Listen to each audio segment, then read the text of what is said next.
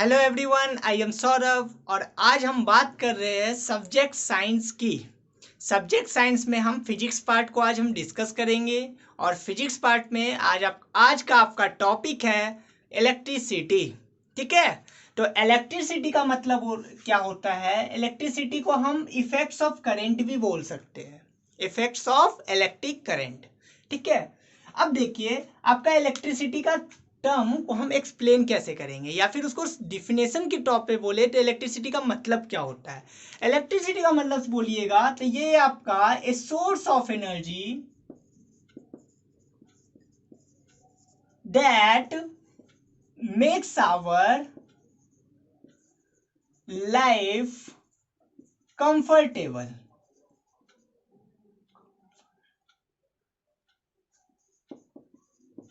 क्या बताया मैंने? मतलब एक ऐसा सोर्स ऑफ एनर्जी जो हमारे लाइफ को आराम बनाता है या फिर कंफर्टेबल बनाता है या फिर लग्जेरियस बनाता है, ये भी बोल सकते हैं आप। ठीक है, या फिर और अच्छे से क्लियर कीजिएगा तो आज के टाइम में, प्रेजेंट टाइम में हम फुल्ली डिपेंडेंट है इलेक्ट्रिसिटी पे। चाहे आपका ये बल्ब ग्लो करे, ग्लो बल्ब्स में, ठीक है, या फिर फैंस, या बोलिए आप ऑपरेट मशीन्स। मशीन्स में आपके सारे आ जाएंगे, टीवीज वगैरह, व्हीकल्स तक आपका कहीं ना कहीं इलेक्ट्रिक करंट का इफेक्ट्स है। ठीक है, तो प्रेजेंट लाइफ में विदाउट इलेक्ट्रिसिटी हम इमेजिन नहीं कर सकते, इतना ज्यादा ये इलेक्ट्रिसिटी हमारे प्रेजेंट लाइफ को कंफर्टेबल बनाता है। ठीक है, अब हम इलेक्ट्रिसिटी में समझते हैं कि सबसे पहले इलेक्ट्रिसिटी को अगर समझना पड़ेगा तो सबसे पहले उसमें आता है इलेक्ट्रिक चार्ज। क्या होता है इलेक्ट्रिक चार्ज? अब इलेक्ट्रिक चार्ज को आप क्लियर कीजिए। सबसे पहला टॉपिक है आपका इलेक्ट्रिक चार्ज। ठीक है, इलेक्ट्रिक चार्ज की अगर बात करें तो इलेक्ट्रिक चार्ज होता क्या है? सबसे पहले कोई भी मैटर का मतलब होता है वैसा सब्सटेंस जिसके पास खुद का मास हो और वो स्पेस ऑक्यूपाई करे, मतलब खुद का वॉल्यूम हो, उसको हम मैटर बोलते हैं। तो कोई भी सब्सटेंस, ठीक है, जब कोई दूसरे सब्सटेंस के पास रखा जाता है तो ये सब्सटेंस आपका इस सब्सटेंस पे फोर्स लगाता है। क्या लगाता है? फोर्स अप्लाई करता है। अब क्वेश्चन आता है कि फोर्स वो पुश वाला होगा या पुल वाला होगा। ठीक है, तो यहां पर वो सब्सटेंस पुश भी कर सकता है, पुल भी कर सकता है। कैसे? अगर ये पॉजिटिव है, जैसा कि आपको मालूम होगा कि चार्ज दो टाइप का होता है, एक पॉजिटिव होता है, दूसरा निगेटिव होता है। ठीक है, तो पॉजिटिव है और ये भी अगर पॉजिटिव है तो ये दोनों को रिपेल करेगा, मतलब ये इसको पुश करेगा और रिपेल करेगा, दूर जाएगा। अगर ये पॉजिटिव है और ये आपका निगेटिव है तो आपका ये दोनों अट्रैक्ट करेगा। तो हम बोल सकते हैं like charges repel each other. ठीक है, लाइक चार्जेस आपके क्या करेंगे? रिपेल करेंगे। अनलाइक चार्जेस आपके क्या करेंगे? अट्रैक्ट करेंगे। ये था आपका बेसिक कॉन्सेप्ट जो कि सबको मालूम होता है। ठीक है, तो positive positive repel, negative negative repel और पॉजिटिव निगेटिव अट्रैक्ट। क्लियर? अगर हम थोड़ा सा पहले क्या करते हैं, चार्जेस को और अच्छे से क्लियरफाई करते हैं। कैसे? चार्जेस को अगर और अच्छे से क्लियरफाई करना चाहे तो सबसे पहले आप एटम को समझते हैं। कोई भी एटम आपका कहा जाता है ऐसा कि वो कोई भी एटम के पास चार्ज नहीं होता है, मतलब वो इलेक्ट्रिकली न्यूट्रल होता है। इलेक्ट्रिकली न्यूट्रल होता है। कैसे? क्या इसमें कोई भी चार्ज पॉजिटिव नेगेटिव कुछ नहीं प्रेजेंट है? हाँ प्रेजेंट है। जैसा कि हमको मालूम है ये आपका कोई भी एटम जो होता है तीन चीज से बना होता है, प्रोटॉन, इलेक्ट्रॉन्स और न्यूट्रॉन्स, सब एटॉमिक पार्टिकल। ठीक है, मैं केमिस्ट्री नहीं जा रहा हूं लेकिन हाँ इसको समझे बिना आप इसको अच्छे से क्लियर नहीं कर सकते, सो मैं इसको क्लियर करा रहा हूं। ठीक है, तो प्रोटॉन, इलेक्ट्रॉन, न्यूट्रॉन से बना हुआ होता है। प्रोटॉन आपका पॉजिटिवली होता है, इलेक्ट्रॉन आपका निगेटिवली होता है, न्यूट्रॉन के पास जीरो चार्ज होता है। तो जितना प्रोटॉन है आपका, मतलब प्रोटॉन यहाँ पे जितना है उतना ही आपका इलेक्ट्रॉन भी है। मतलब जितना पॉजिटिव चार्ज उतना ही निगेटिव चार्ज। तो अगर पॉजिटिव निगेटिव न्यूट्रल बना दे रहा है तो अप्रोक्स एक एटम आपका न्यूट्रल होता है। अब क्वेश्चन आता है कि कोई एटम के पास चार्ज कब आता है? एक तब आएगा जब आपका प्रोटॉन और इलेक्ट्रॉन्स में कोई एक चार्ज ज्यादा होगा। कह सकते हैं कि अगर इसमें से इलेक्ट्रॉन निकल गया तो प्रोटॉन ज्यादा हो जाएंगे, अगर प्रोटॉन निकल गया तो इलेक्ट्रॉन ज्यादा हो जाएंगे, या फिर प्रोटॉन इंटर कर गया तब आपके प्रोटॉन ज्यादा हो जाएंगे, ठीक है, या फिर इलेक्ट्रॉन इंटर कर गया तब आपके इलेक्ट्रॉन ज्यादा हो जाएंगे। इस तरह से आप समझ सकते हैं, ठीक है। तो एक केस होता है कि प्रोटॉन आपका बीच में सेंटर पे होता है सोलर सिस्टम की तरह, और इलेक्ट्रॉन आपका प्लैनेट्स की तरह रिवॉल्व करता है, सन की तरह ये रहता है, प्लैनेट्स की तरह इलेक्ट्रॉन रिवॉल्व करते हैं। तो कि कौन आपका इलेक्ट्रॉन या प्रोटॉन कौन इजीली निकल जाएगा इससे? इलेक्ट्रॉन्स। क्यों? क्योंकि वो पहले है। क्लियर? तो एक चीज जान लीजिए, जनरली मोस्टली जो केमिकल रिएक्शन जितना भी हम लोग पढ़ते हैं उसमें मैक्सिमम के केस में इलेक्ट्रॉन निकलते हैं। प्रोटॉन कब निकलता है? जब आपका न्यूक्लियर रिएक्शन वगैरह होता है। तो यहाँ पर सबसे इंपॉर्टेंट कॉन्सेप्ट कि करंट किसकी वजह से आती है? करंट आती है फ्लो ऑफ इलेक्ट्रॉन्स की वजह से। क्योंकि अगर इसको चार्ज होना है पॉजिटिव या निगेटिव तो कहीं ना कहीं इलेक्ट्रॉन्स का निकलना होता है, इलेक्ट्रॉन्स का बढ़ना होता है, ठीक है। गेन और लॉस ऑफ इलेक्ट्रॉन्स, गेन और लॉस ऑफ इलेक्ट्रॉन्स, इसी को समझाने के लिए मैंने इतना बताया कि आपका इफेक्ट ऑफ करंट कहीं ना कहीं फ्लो ऑफ इलेक्ट्रॉन्स की वजह से आता। अब आपका आता है इलेक्ट्रिक चार्ज को, ठीक है, मैंने समझाया। एसआई यूनिट आपका इलेक्ट्रिक चार्ज का होता है कूलम्ब। क्या होता है? कूलम्ब। मतलब कूलम्ब के रूप में, या फिर बोलिए सी शॉर्ट में लिखते हैं, उसके रूप में हम एसआई यूनिट कूलम्ब को समझते हैं। अब थोड़ा सा क्लियर कीजिएगा प्रॉपर्टीज पे। क्या चीज? Properties of electric charge. Electric charge का प्रॉपर्टी। इलेक्ट्रिक चार्ज को Q से डिनोट भी किया जाता है, Q फॉर इलेक्ट्रिक चार्ज। अब अगर प्रॉपर्टीज की बात करें तो सबसे फर्स्ट आपका प्रॉपर्टी आता है इलेक्ट्रिक चार्ज का। क्या? Electric charge can be added algebraically. क्या है? मतलब जैसे हम लोग प्लस माइनस नंबर्स का करते हैं, ठीक है, 2 + 3 5, 5 - 5 0, जैसे नंबर्स का प्लस माइनस होता है उसी तरह से हम इलेक्ट्रिक चार्ज का भी कर सकते हैं। कैसे? मेरे पास बहुत सारे चार्जेस है, ये है +5Q का या कूलाम का, मैंने बताया ऐसा यूनिट इसी तरह होता है। ये है -2 कूलाम का, ये है आपका -7 कूलाम का। तो अगर हम इसके कंबाइन तीनों चार्ज को अगर हम ऐड कर दे तो अगर पूछा गया कंबाइन इलेक्ट्रिक चार्ज कितना है तो आप बोल सकते हैं कि जो कंबाइन इलेक्ट्रिक चार्ज होगा वो होगा +5 -2 -7 +5 -9, मतलब हो जाएगा आपका -4 कूलाम। मतलब जैसे अलजेब्रा का प्लस माइनस होता है वैसे आप लोग इसका भी कर सकते हैं, ठीक है। ये है आपका सबसे फर्स्ट प्रॉपर्टी। सेकेंड प्रॉपर्टी आपका मैंने बता दिया है कि like charges repel each other, unlike charges attract each other, ठीक है, वो था आपका सेकेंड प्रॉपर्टी। अब बात करते हैं हम लोग थर्ड प्रॉपर्टी पे, मैं इसको हटा देता हूं। अब बात करते हैं हम लोग थर्ड प्रॉपर्टी पे। क्या है थर्ड प्रॉपर्टी आपका? थर्ड प्रॉपर्टी वर्ड कहता है कि कोई भी आइसोलेटेड सिस्टम में, कैसा सिस्टम है? Isolated system. एक सेकेंड। थर्ड प्रॉपर्टी आपका कहता है कोई भी आइसोलेटेड सिस्टम में इलेक्ट्रिक चार्ज जो होगा वो आपका क्वांटाइज्ड होगा। सॉरी, क्वांटाइज्ड नहीं, इलेक्ट्रिक चार्ज इज कंजर्व्ड। मैं टर्म को समझाता हूं क्या बोला मैंने बोला कोई भी आइसोलेटेड सिस्टम में आपका इलेक्ट्रिक चार्ज कंजर्व्ड रहेगा। कहने का मतलब एक ऐसा सिस्टम, आइसोलेटेड का मतलब क्या हुआ?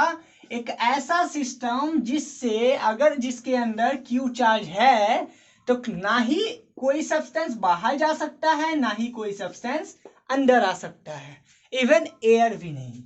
ठीक है, तो वैसा सिस्टम अगर इसमें क्यू है तो कितना भी टाइम हो जाए तो ये आपका क्यू ही चार्ज रहेगा, तो कंजर्व्ड हो गया, सेम रहा। तो आइसोलेटेड सिस्टम ऐसा सिस्टम जिसमें ना कोई सब्सटेंस बाहर आ सकता है ना कोई सब्सटेंस अंदर आ सकता है। तो वैसे केस में आइसोलेटेड सिस्टम में इलेक्ट्रिक चार्ज आपका कांस्टेंट रहेगा, बदलेगा नहीं। क्लियर? नेक्स्ट, अब आपका नेक्स्ट प्रॉपर्टी आता है, फोर्थ प्रॉपर्टी क्वांटाइज्ड का। क्वांटाइज्ड का मतलब क्या होता है? ठीक है, ये आपका इंपॉर्टेंट बहुत प्रॉपर्टी है। ठीक है, अब देखिए क्वांटाइज का मतलब समझने के लिए हम ये समझ सकते हैं इलेक्ट्रॉनिक चार्ज को। इलेक्ट्रॉनिक चार्ज है क्या? इलेक्ट्रॉनिक चार्ज आपका चार्ज ऑन वन इलेक्ट्रॉन, एक इलेक्ट्रॉन पे कितना चार्ज है, या फिर बोलिए एक प्रोटॉन पे कितना चार्ज है, उसको हम लोग कहते हैं इलेक्ट्रॉनिक चार्ज। अगर इलेक्ट्रॉन की बात करेंगे तो वो हो जाएगा -1.6 इंटू 10⁻⁻19 कूलम, बहुत ही कम होता है। ठीक है, मैग्नीट्यूड। प्रोटॉन की बात करेंगे तो माइनस से प्लस हो जाता है, बाकी सब सेम होता है। तो ये है आपका प्रोटॉन पे चार्ज। अब समझिएगा कि कहीं आप समझ सकते हैं कि इलेक्ट्रॉनिक चार्ज का एक पैकेट है, एक पैकेट है। ठीक है, ई से डिनोट किया जाता है। ये पैकेट आपका प्लस का भी हो सकता है, ये पैकेट आपका माइनस का भी हो सकता है। और ये ई कितना है? ई है आपका 1.6 इंटू 10⁻⁻19 कूलम। तो क्वांटाइज कहता है कोई भी चार्ज Q, कोई भी इलेक्ट्रिक चार्ज Q आपका ये पैकेट्स के रूप में प्रेजेंट है। मतलब अगर ये पैकेट्स आपका n है तो n हमेशा 1 2 3 इस टाइप का नंबर्स होगा, ना कि फ्रैक्शन में इसका नंबर कभी नहीं हो सकता है। फ्रैक्शन में नंबर नहीं हो सकता है, मतलब हमेशा इंटीजर्स में रहेंगे। 2 5 10 1 लाख ये सब नंबर्स के फॉर्म में रहेंगे। मैंने क्या बोला? अब क्वेश्चन आता है क्या पॉजिटिव रहेंगे कि निगेटिव? दोनों रह सकते हैं। अगर ये निगेटिव्स के पैकेट है तो आपका ये क्यू हो जाएगा निगेटिव चार्ज। अगर ये पॉजिटिव के पैकेट्स हैं तो आपका क्यू हो जाएगा पॉजिटिव चार्ज। तो हम बोल सकते हैं कि जो पूरा क्यू चार्ज है वो आपका n मतलब number of packets of electronic charge के फॉर्म में है। मतलब Q is equal two plus minus NE। अगर प्रोटॉन रहा तो प्लस NE, इलेक्ट्रॉन रहा तो माइनस NE। आई होप आपको क्वांटाइज्ड का मतलब क्लियर हो गया होगा। कोई भी चार्ज आपका नंबर ऑफ पैकेट्स के फॉर्म में है, नंबर्स। ठीक है, इससे क्वेश्चन भी आता है कि एक कूलम पे कितना चार्ज होता है, 1 कूलम में नंबर ऑफ इलेक्ट्रॉन्स कितना होते हैं। ठीक है, number of electron in 1 coulomb of negative charge. Clear? I hope आपको क्लियर हो गया होगा। नेक्स्ट, अब यहां पे कितना प्रॉपर्टी हो गया? टोटल 4 प्रॉपर्टी था, मैंने चारों प्रॉपर्टी बता दिया। आपको इलेक्ट्रिक चार्ज क्लियर हो गया होगा। एक एग्जांपल मैं समझाता हूं और भी अच्छे से इलेक्ट्रिक चार्ज को। मैंने एक एग्जांपल, हम लोग जानते होंगे शायद, कि कोई भी ग्लास रॉड को अगर सिल्क क्लॉथ से रब करते हैं तो होता क्या है कि ग्लास रॉड पे जो चार्ज होता है उसका इलेक्ट्रॉन्स, क्योंकि मैंने बताया कि मैक्सिमम टाइम में इलेक्ट्रॉन्स ही निकलते हैं, इलेक्ट्रॉन्स निकल के सिल्क क्लॉथ पे आ जाता है। तो अगर आपका ग्लास रॉड को, अगर ये आपका ग्लास रॉड है, अगर ये आपका सिल्क क्लॉथ है, अगर आप इसको रब कीजिएगा तो इसका जो पॉजिटिव निगेटिव रहता है चार्ज, इलेक्ट्रिकली तो पहले न्यूट्रल होता है, तो इसका जो इलेक्ट्रॉन होता है वो इसमें आ जाता है। इसके में इलेक्ट्रॉन बढ़ गया तो ये आपका हो गया निगेटिव चार्ज, और ये आपका इसमें इलेक्ट्रॉन घट गया जिसके वजह से इसमें पॉजिटिव चार्ज हो गया। आई होप आपको क्लियर हो गया होगा। नेक्स्ट, अब हम लोग बात करते हैं, नेक्स्ट आपका पॉइंट है, टर्म है इलेक्ट्रिक पोटेंशियल की। इलेक्ट्रिक पोटेंशियल, इस टर्म को समझने के लिए आप ये भी समझ सकते हैं वोल्टेज, वो भी आपका इलेक्ट्रिक पोटेंशियल को ही डिफरेंट करता है, डिनोट करता है। ठीक है, वोल्टेज बोल सकते हैं, इसका ऐसा यूनिट होता है वोल्ट। क्यों मैंने बताया? क्योंकि आपको क्लियर हो जाएगा कि जो बल्ब वगैरह में रेटिंग होता है, जो हमारे घर में हाउस होल्ड वगैरह में जो इलेक्ट्रिक करंट आता है 220 वोल्ट का आता है, वो कहीं ना कहीं पोटेंशियल है। पोटेंशियल का ऐसे मीनिंग होता है ताकत, ठीक है। पोटेंशियल का मतलब क्या होता है? Work done. वर्क डन कितना पे वर्क डन? पर यूनिट चार्ज। एक यूनिट चार्ज पे जो वर्क किया जाता है वो आपका कहलाता है पोटेंशियल। अब क्वेश्चन आता है किस पे वर्क, क्या चार्ज, कैसे पोटेंशियल वगैरह। ऐसे फॉर्मूला जानने के लिए W/Q is equal to V, work done पर यूनिट चार्ज इज आपका इलेक्ट्रिक पोटेंशियल। इसको और अच्छे से अगर हम क्लियरिफाई करें तो आप समझ सकते हैं कि एक यहाँ पे कोई पॉइंट है A, आप दूर से कोई Q चार्ज को लाके यहाँ रखना चाह रहे हैं। ये आपका Q चार्ज ये है, इस Q चार्ज को यहाँ से आपको यहाँ लाना है, तो कहीं ना कहीं आपको कुछ वर्क करना पड़ेगा, काम करना पड़ेगा इसको यहाँ से यहाँ लाने के लिए। तो अगर आप यहाँ से यहाँ ला रहे हैं, जो आपने वर्क किया इस Q चार्ज को, अगर ये Q चार्ज 1 यूनिट का है तो आपका पोटेंशियल वो कहलाएगा work done in bringing a unit positive charge from infinity. Infinity word यहाँ पे बोल दिया, इसके लिए ये इंफिनिटी है, दूर से लाके कोई पॉइंट पे स्टोर कर रहे हैं। जितना वर्क किया गया वो आपका पोटेंशियल है। इसको आप बैटरी के फॉर्म में भी समझ सकते हैं। जो आपका सेल होता है उसमें क्या होता है, निगेटिव्स में इलेक्ट्रॉन होते हैं, इलेक्ट्रॉन जाके पॉजिटिव चार्ज जाते हैं। कहीं ना कहीं वायर वगैरह जो कनेक्ट होके हम लोग यूज करते हैं बैटरी वगैरह का, उसमें क्या होता है, कंप्लीट सर्किट बनता है, वहां पे इलेक्ट्रॉन्स एक साइड से पॉजिटिव साइड में जाता है। तो कहीं ना कहीं इलेक्ट्रॉन्स या कोई चार्ज का फ्लो करवा रहे हैं एक पॉइंट तक, जो वर्क करते हैं वही आपका इलेक्ट्रिक पोटेंशियल कहलाता है, ठीक है। अब वो चार्ज कितना होता है, 1 यूनिट, ठीक है। तो W/Q is equal to potential. इसको और अच्छे से याद करने के लिए हम लोग W is equal to QV use करते हैं, QV, ठीक है। नेक्स्ट, अब क्वेश्चन आता है आपका कि 1 वोल्ट को आप डिफाइन कैसे कर सकते हैं।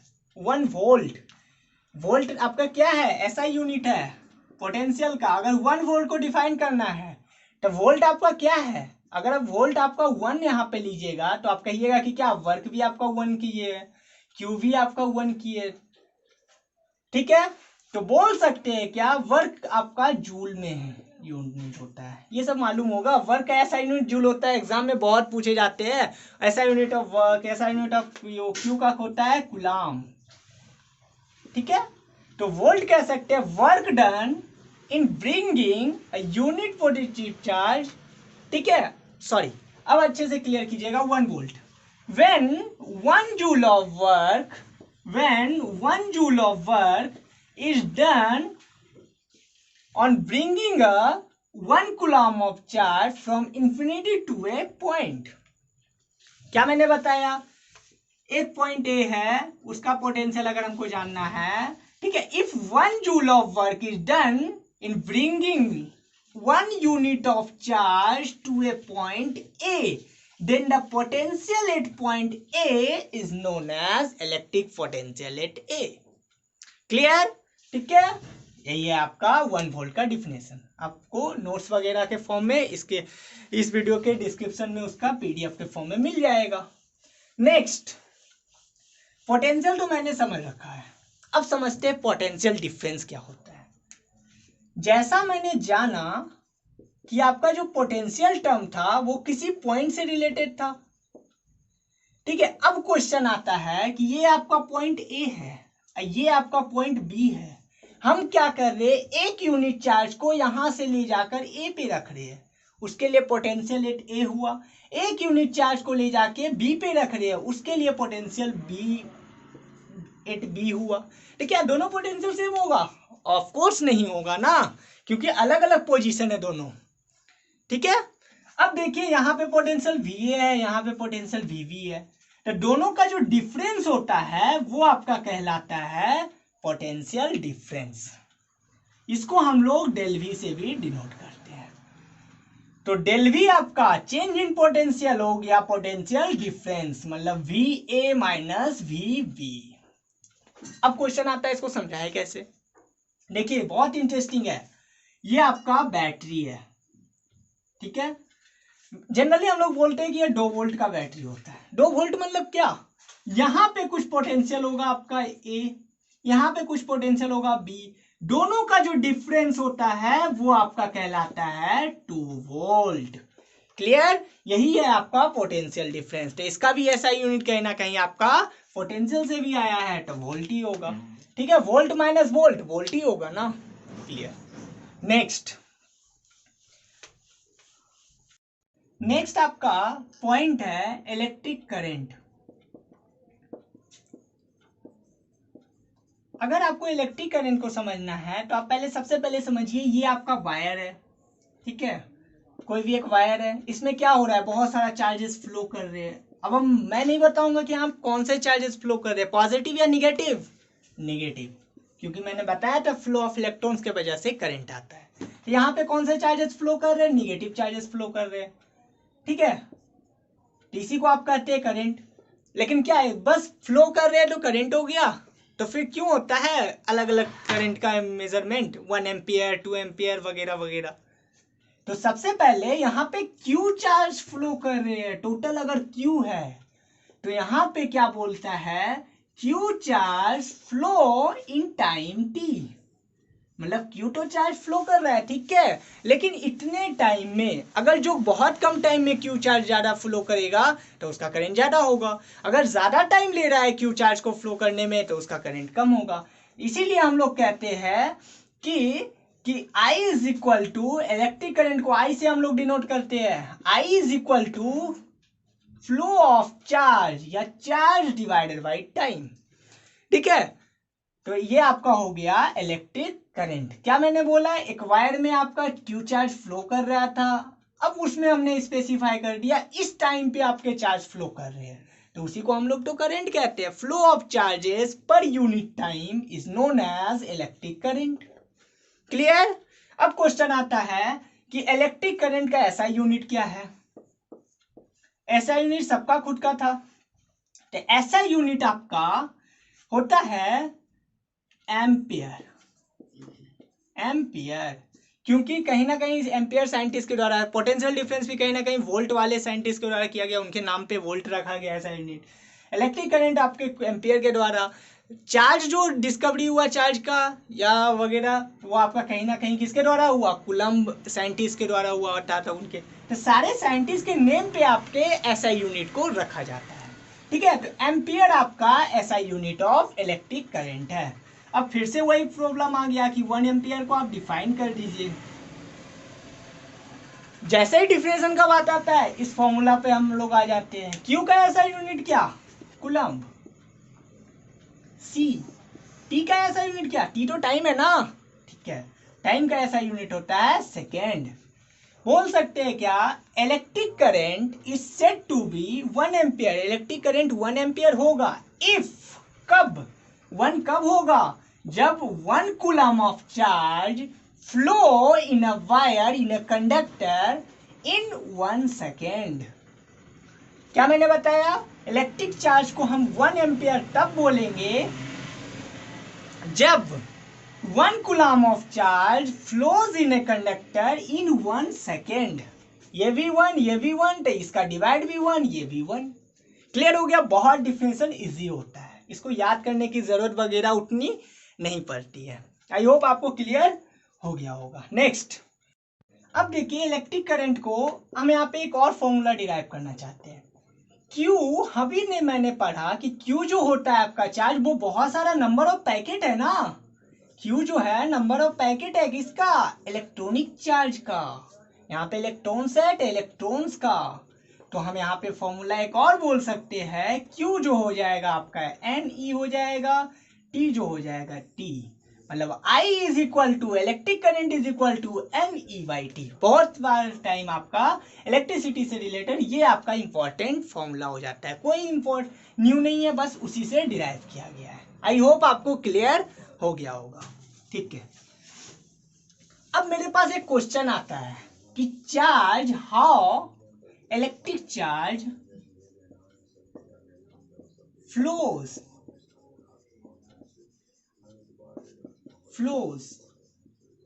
किसमें?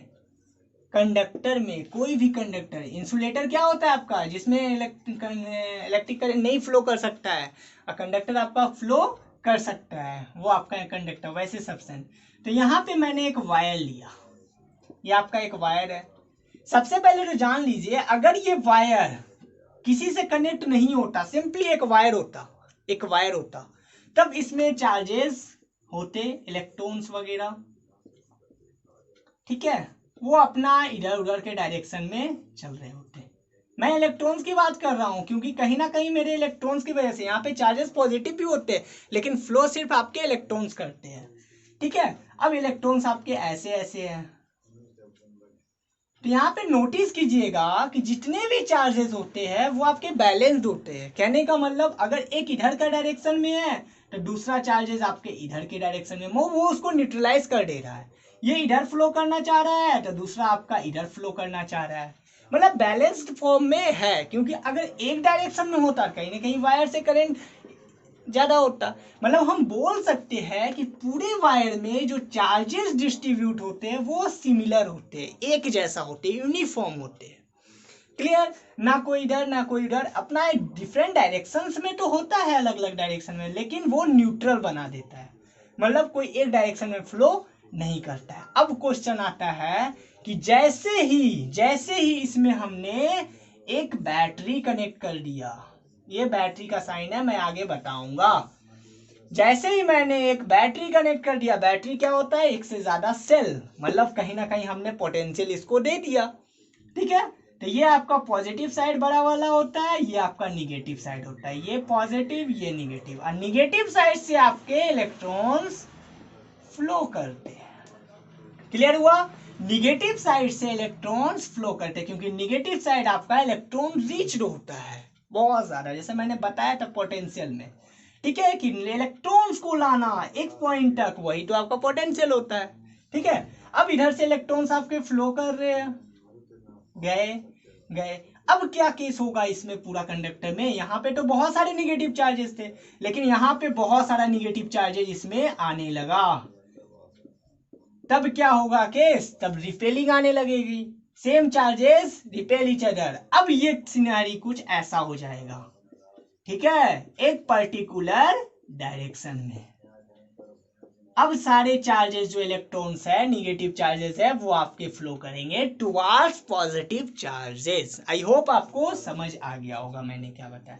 जब ये इनिशियली जब ये सिंपली वायर था, तब इसमें चार्जेस आपके सिमिलर फॉर्म में थे।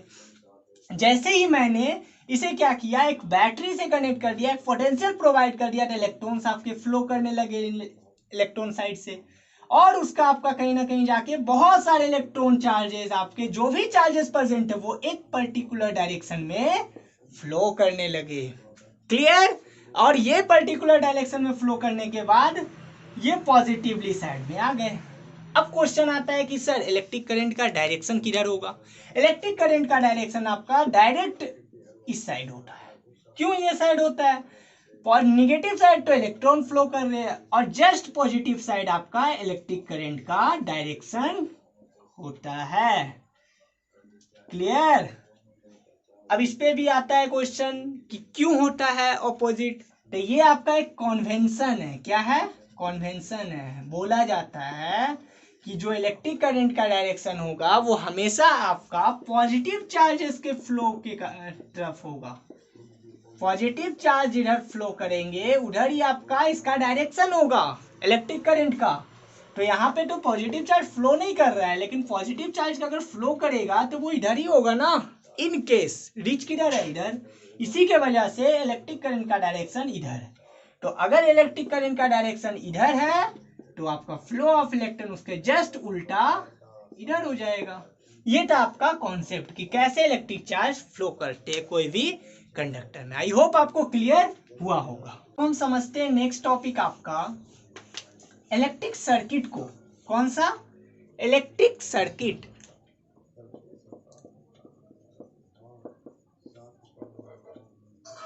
इलेक्ट्रिक सर्किट होता क्या है? इलेक्ट्रिक सर्किट एक पाथ है, एक रास्ता है, जिसमें ए सोर्स ऑफ एनर्जी होगा,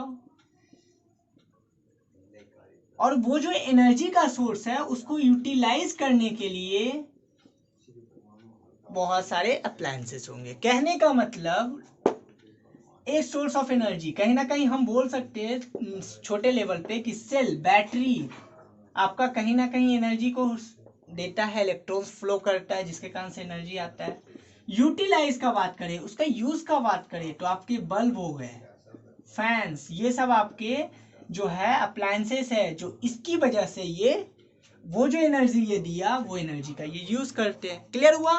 तो वैसा एक सर्किट, एक एग्जांपल मैं दे देता हूं यहाँ पे। जैसे ये है आपका बैटरी, मैं अभी सबका डायग्राम समझाऊंगा अच्छे से, ठीक है। ये आपका हो गया बल्ब, मान के चलो। तो ये आपका सोर्स ऑफ एनर्जी है सेल, और उसी को यूटिलाइज करने के लिए ये ग्लो कर रहा है। तो ये आपका क्या हो गया, यूटिलाइजेशन के लिए एक लोडिंग हो गया, या फिर ये बल्ब के फॉर्म में। तो ये आपका एक सर्किट बनता है, कंप्लीट सर्किट होता है। अब यहाँ पे क्वेश्चन आता है कि दो टाइप का सर्किट होता है, एक होता है ओपन सर्किट, दूसरा होता है क्लोज्ड सर्किट। ओपन और क्लोज्ड का मतलब क्या हुआ? अगर ओपन का बात करें तो मान लीजिए हम यहाँ पे एक स्विच लगा दिए, यहाँ पे क्या मैंने लगा दिया, एक स्विच लगा दिया। अब ये स्विच अगर मान लीजिए ओपन है, मतलब ऑफ है, अगर ये स्विच इसमें ऑफ है, ऑन नहीं किया मैंने, तब ये open closed circuit, open electric circuit हो जाएगा। बस इतना ही डिफरेंस होता है। अगर मैंने स्विच को ऑन कर दिया और इससे इलेक्ट्रॉन्स फ्लो करने लगे और इससे इलेक्ट्रिक करंट फ्लो होने लगा इस डायरेक्शन में, और इधर से इलेक्ट्रॉन्स, तो आपका ये बल्ब ग्लो करने लगा, जलने लगा और एनर्जी का यूटिलाइज होने लगा, तब ये क्लोज्ड इलेक्ट्रिक सर्किट हो जाएगा। ठीक है, यहाँ पे मैंने इसको समझाया। अब देखते हैं हम लोग, अब आता है कॉन्सेप्ट सर्किट डायग्राम। ये बहुत इंपॉर्टेंट है, यहाँ पे आप समझिएगा किसको हम कैसे रिप्रेजेंट कर सकते हैं। टॉपिक आपका क्या है, सर्किट डायग्राम, ठीक है। नेक्स्ट, अब देखिए सेल, सेल की अगर बात करें तो सेल तो आपका एक एनर्जी सोर्स होता है। इसको कैसे रिप्रेजेंट किया जाता है, इसको हम लोग ऐसे रिप्रेजेंट करते हैं। ये आपका पॉजिटिव चार्ज, ये आपका निगेटिव। निगेटिव शो करता है कि इधर इलेक्ट्रॉन्स बड़ा है, ज्यादा है, इधर से इधर फ्लो करना है। तो ये आपका एक है, तो सिंपली सेल हो गया। अगर ये बैटरी करना है तो इसमें एक से ज्यादा होना चाहिए, एक से ज्यादा। इसमें क्या है, ये एक सेल, दो सेल, तीन सेल, तो ये आपका बैटरी बन गया, ठीक है। तो ये बैटरी आपका ये हो गया। नेक्स्ट आपका पॉइंट आता है प्लग की, ठीक है। तो प्लग की को अगर समझिएगा तो वो आपका इस फॉर्म में होता है, ये आपका दो साइड है जो ऐड होना है। ये आपका ओपन प्लग की है, मतलब ऑफ है एक तरह से प्लग की। नेक्स्ट क्लोज की बात करेंगे तो क्लोज आपका हो जाएगा प्लग की, कौन सा, अगर इसी प्लग की में हम यहाँ पे पॉइंट दे दे। मैं क्या बता रहा हूं, मैं बता रहा हूं एक रिप्रेजेंटेशन। अगर हम पेपर पे ड्रॉ करेंगे तो मेरे को बल्ब नहीं बनाना है, मेरे को बैटरी नहीं बनाना है, मेरे को उसका एक डायग्राम शो करना है। इस टाइप से उसको शो किया जाता है, वो मैं सर्किट डायग्राम के फॉर्म में समझा रहा हूँ, ठीक है। अब देखिए प्लग की मैंने बता दिया, क्लोज प्लग की बता दिया। अब होता है ओपन स्विच, साथ ही साथ आपका होगा क्लोज स्विच। ओपन स्विच आपका ऐसे होता है, स्विच जो ऑन ऑफ करना, ठीक है, वो आपका स्विच कहलाता है। ये ओपन है, मतलब ये इससे कनेक्ट नहीं है। अगर ये कनेक्ट हो जाता तो कहीं ना कहीं ये आपका क्या बन जाता, क्लोज स्विच बन जाता। क्लियर यहां तक? ये ओपन स्विच, ये क्लोज स्विच। क्लोज मतलब ऑन, ये ऑफ, ठीक है। नेक्स्ट, अब अगर नेक्स्ट की बात कीजिएगा तो नेक्स्ट आपका आ जाता है बल्ब।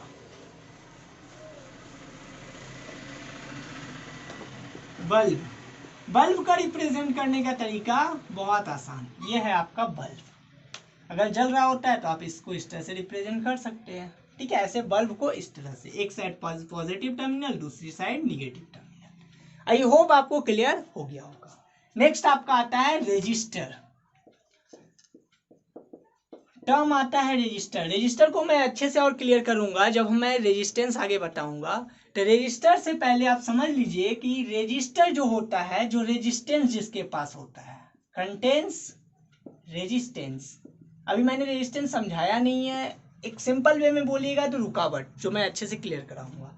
तो रेजिस्टर आपका होता है इस फॉर्म में, वैसा अप्लायंसेस जिसके पास रेजिस्टेंस होता है। ठीक है, आप इसको ऐसे समझ सकते हैं। इस तरह से दो टर्मिनल है अपना।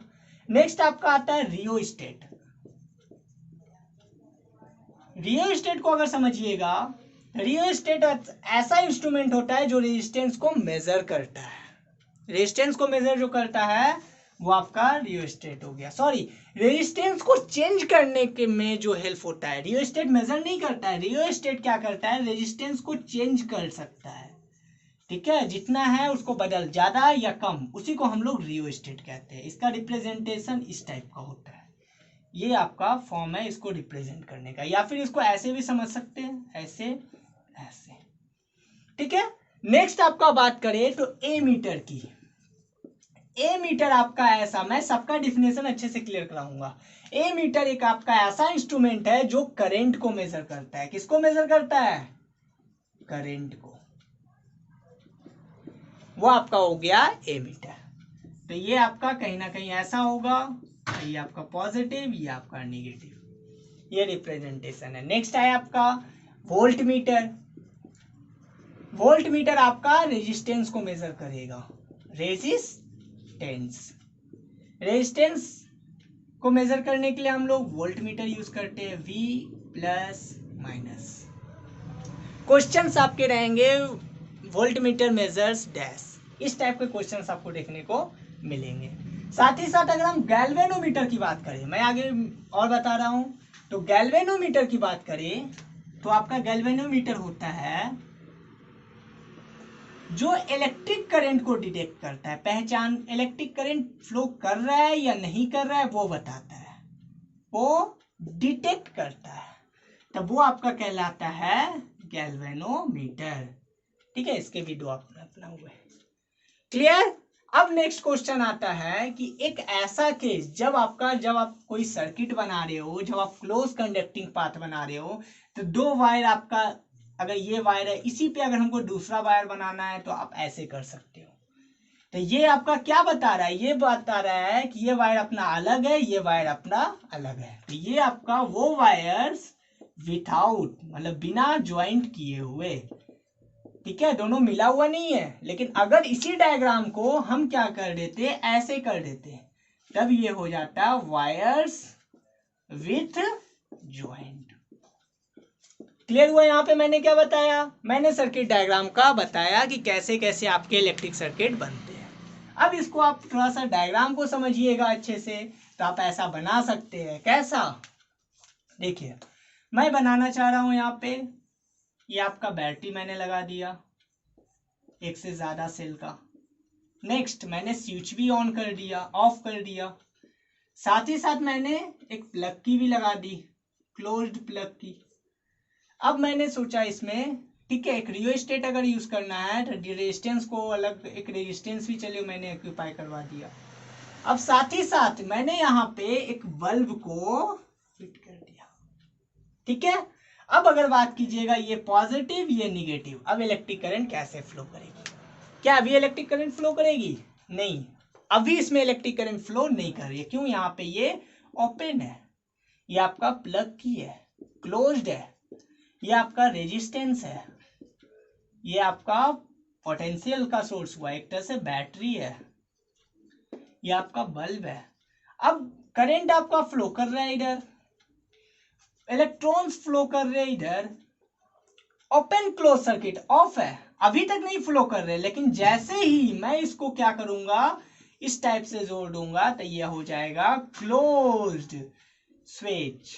अब क्लोज स्विच के बाद इलेक्ट्रॉन इधर से फ्लो करने लगेंगे, करंट इधर फ्लो करने के कारण ये बल्ब ग्लो करेगा। यही था आपका सर्किट डायग्राम। इसी में आप क्या कर सकते हैं, करंट को मेजर करना है तो आप इसमें सीरीज में ए मीटर को जोड़ सकते हैं। ठीक है, करंट को मेजर करना है तब ए मीटर हमेशा इसी में जुड़ता है। अगर रेजिस्टेंस को मेजर करना है तो आप यहाँ पे वोल्ट मीटर, मैं समझाऊंगा कब कैसे मेजर किया जोड़ा जाता है ये सब। ये आपका वोल्ट मीटर किसको मेजर करेगा? रेजिस्टेंस को। आई होप आपको क्लियर हो गया होगा सर्किट डायग्राम क्या है।